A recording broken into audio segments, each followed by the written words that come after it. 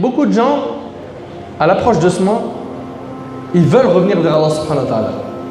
Et vous savez, quand on est resté trop longtemps dans l'égarement, dans le chemin des péchés, on faisait ce que nous dictait tout le temps le shaitan, c'est difficile de prendre des grandes résolutions quand on est seul et faible.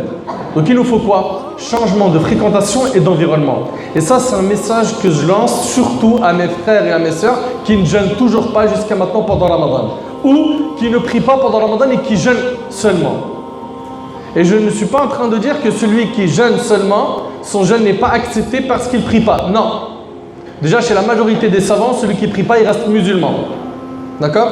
Excepté chez l'imam Ahmad, rahimahullah. Mais les trois autres écoles disent qu'il est musulman. Maintenant, il est musulman, pas de problème. Est-ce que s'il jeûne, son jeûne il est valable? Est-ce qu'il peut être agréé auprès d'Allah? Il peut être agréé auprès d'Allah même s'il ne prie pas. Ça sera jugé séparément. D'accord?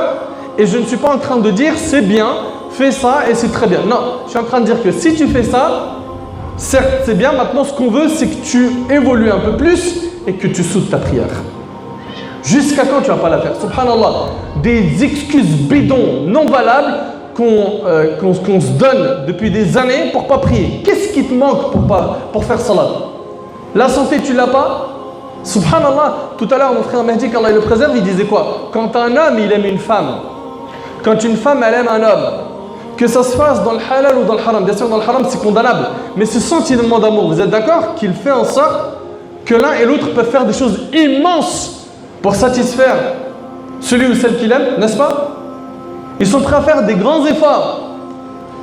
Plein de choses qu'il ne pouvait pas imaginer faire, il les a fait. Pourquoi? Parce qu'il l'aime. Il l'aime tellement, il veut faire ce qu'elle aime. Et l'inverse, elle l'aime tellement qu'elle veut le satisfaire. Mais subhanallah, pourquoi cette force, cette énergie que vous avez, elle est absente concernant l'amour d'Allah? Qu'est-ce qu'Allah vous a fait de mal dans votre vie? Ouvrez les yeux.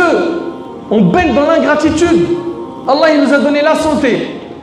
Alhamdulillah, on a un toit, on mange, on vit dans un pays où on est en sécurité. Pas comme d'autres où ils sont bombardés. Il sort de chez lui, il ne sait pas s'il va rentrer. On mange à notre faim, on s'habille bien, on étudie, on est diplômé pour certains, on travaille, on gagne de l'argent, on a des enfants pour certains, on est marié, on a une vie quand même, alhamdulillah, épanouie.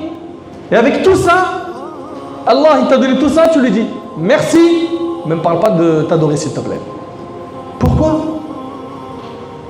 Pourquoi? Donc j'invite mon frère et ma soeur qui se sont reconnus à revenir vers Allah subhanahu wa ta'ala, à se repentir et ne pas se dire c'est trop tard, je ne peux plus. Ça c'est justement le piège dans lequel le diable veut te faire tomber. C'est-à-dire que tu es peut-être un peu éloigné, voire beaucoup, et il veut t'enfoncer dans un trou où tu resteras à jamais. Ne te laisse pas avoir.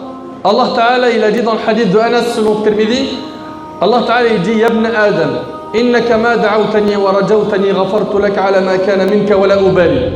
Ô fils d'Adam, tant que tu m'invoques et que tu espères en moi, je t'absoudrai ce qui s'est produit de ta part sans me soucier du nombre de tes péchés. Ô fils d'Adam, si tes péchés atteignaient les nuages du ciel et que tu me demandes pardon, je t'absoudrai. Allah il va t'absoudre, même si tes péchés ils ont atteint les nuages du ciel. Donc demande pardon à Allah subhanahu wa ta'ala, ne dis pas c'est trop tard. Ne dis jamais c'est trop tard.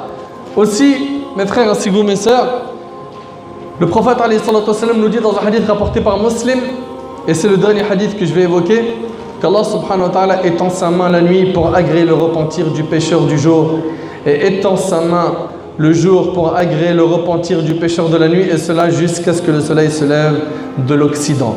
Donc toi qui as été insouciant, toi qui es paresseux, toi qui es fainéant, toi qui as du mal avec les adorations d'Allah subhanahu wa ta'ala, c'est maintenant. Une nouvelle page dans ta vie doit commencer pour ce mois béni. Change, demande à Allah subhanahu wa ta'ala de te pardonner, de te faciliter, de bien l'adorer.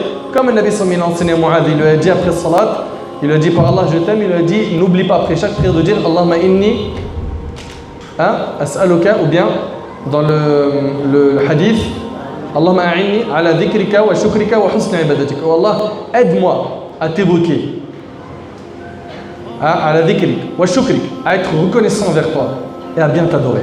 Demande l'aide d'Allah pour pouvoir bien l'adorer, car sans lui tu peux rien faire. Entoure-toi de bonnes personnes, change ta mauvaise fréquentation, change l'environnement dans lequel tu étais, qui était mauvais et qui rapprochait pas d'Allah. Prends des nouvelles initiatives positives pour racheter ton âme et que tu puisses récolter le succès le jour du jugement,